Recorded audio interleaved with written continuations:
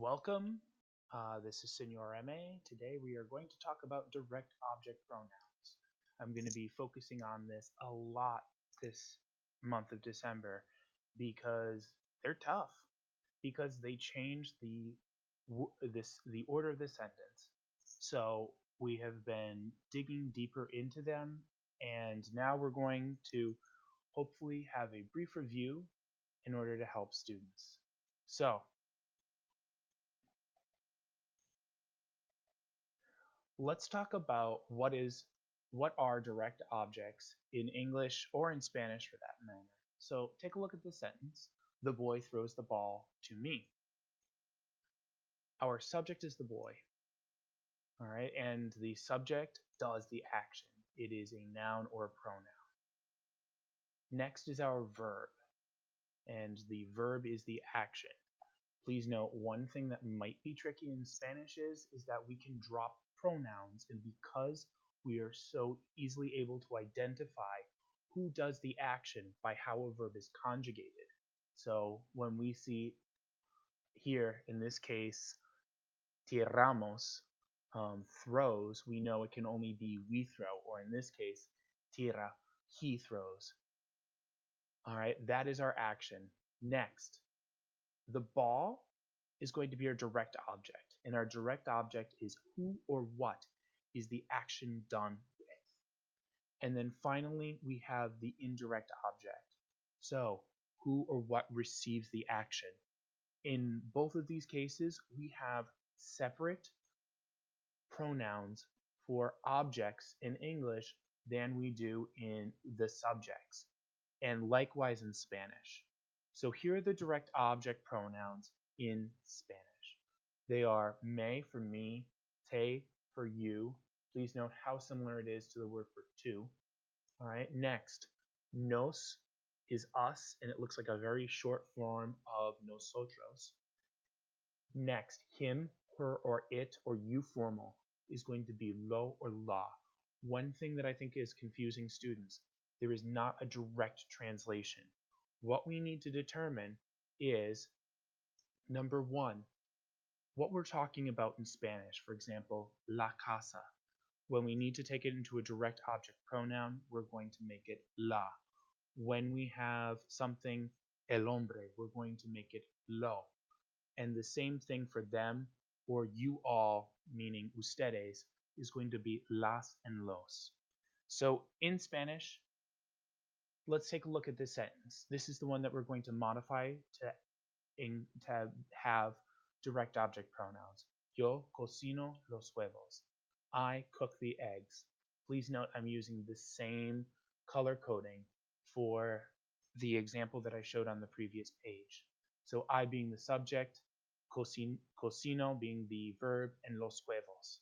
Now, when there is one verb in a sentence, the direct object is placed before the verb.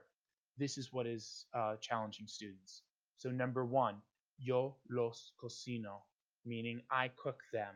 Or we could even simplify the sentence because the O in cocino means I cook. We could just say los cocino. So here's the tricky thing. Usually in Spanish, we have subject, verb, and object, just like in English. However, when we have direct object pronouns, we can make it subject, object, verb, or object, verb, depending on whether we include the subject or not. So this has led to a lot of pitfalls that I've discovered working with students. So here are a couple I want to tell you right off the bat. Number one, don't look at the subject.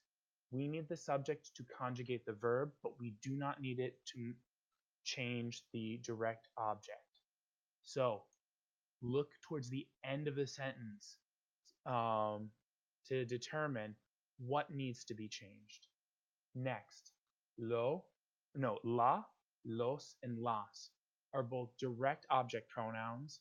So this is our him, her, it, usted, or them, or ustedes.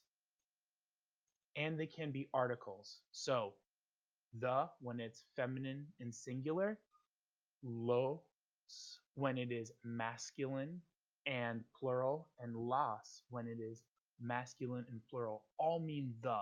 So what we need to check is we are reading texts, which object pronouns are before a noun and which are before verbs, because that's going to help us determine whether they are the word the or whether they are object pronouns.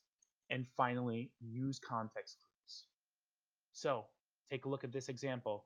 The women buy the houses, las mujeres compran las casas, but we could say las mujeres las compran.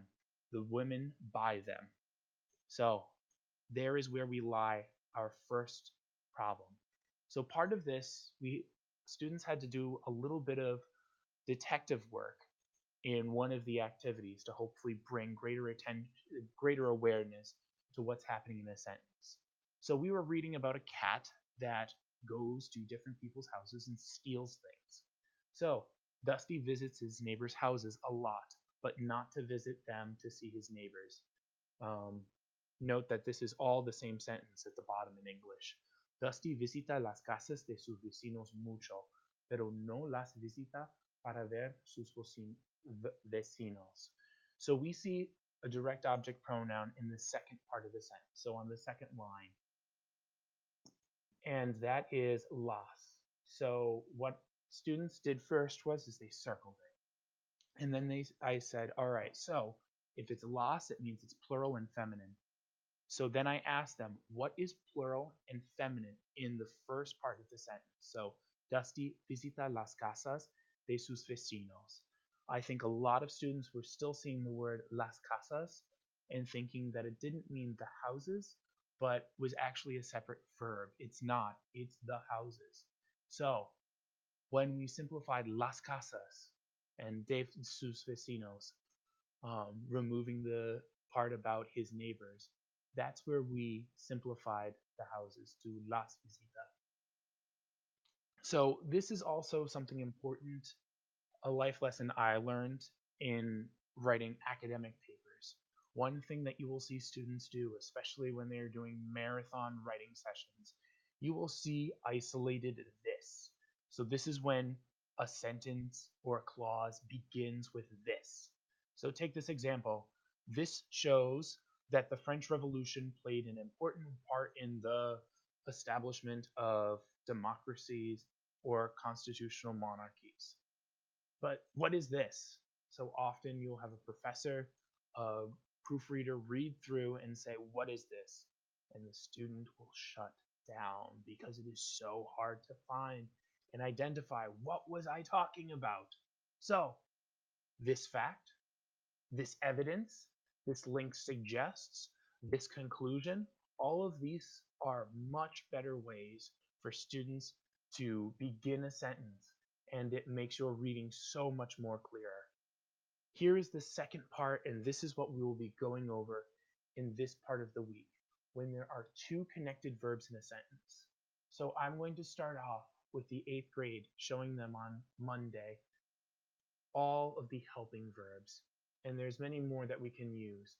But take a look at here. Can I help you? We have puedo ayudarte. Or if you want to do something, yo quiero comprarlos. I want to buy them.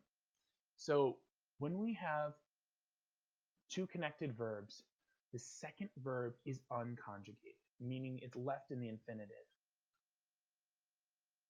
And the direct object pronoun is added onto the infinitive. So here we see ayudarte or yo quiero comprarlos. So this is something we'll work a lot more with. It's not as tricky. Once students have made the previous connections, this will fly by. But for right now, what I would like students to do is to keep going back and practicing and making sure that they can identify what are these direct object pronouns talking about in a previous sentence or in the first part of the sentence. Thank you so much for listening. Have a wonderful day. Bye.